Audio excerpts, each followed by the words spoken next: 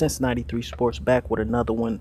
Wanted to give my thoughts on the recent interviews that Sergey Kovalev did on FightHype.com for his upcoming fight with the Shabransky guy on November 25th.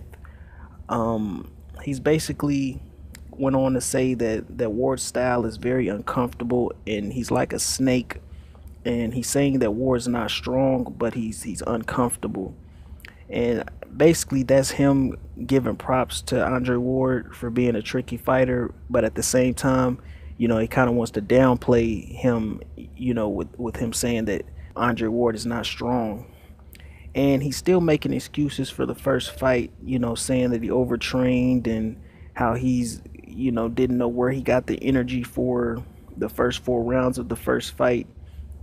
And it was very intriguing. He even admitted that he's gotten his drinking problems under control, and he's the only liquids that he's drinking is water.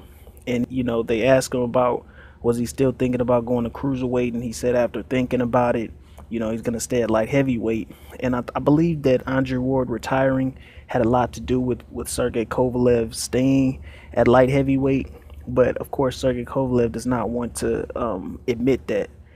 And the most intriguing part of this interview, I would have to say, is Sergey Kovalev saying that he doesn't remember the second fight after the second round. So he's saying that the only thing that he remembers about the second fight is the first and second rounds. And I believe that fight went 8 rounds. So he doesn't remember 6 whole rounds. So previously, when he said that Andre Ward is not strong, obviously he took a severe beating, and some minor or maybe severe brain damage to where he doesn't remember more than half of a 8-round fight. And that's very intriguing, and that just goes to show you the kind of beating that he took in that fight.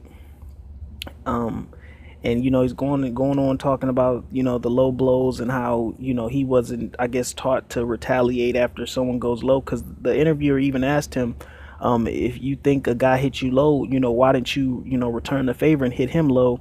And he's going on and saying how he wasn't taught, blah blah. You're supposed to be this cold-hearted bully. Of course you would retaliate. So that doesn't really make sense. And he even tried to insinuate that Tony Weeks was corrupted, by Team Ward. So this guy's still in denial. I'm sure he breathed a big breath of fresh air, or a sigh of relief when he found out that Andre Ward would not be fighting anymore. And I'm definitely sure that motivated him to come back to boxing or come back to the light heavyweight division and try to reclaim his titles. And this is my thoughts, man. Make sure y'all like, comment, subscribe, and make sure y'all hit that bell icon to be notified when all my latest content drops. Since 93 Sports, and I'm out.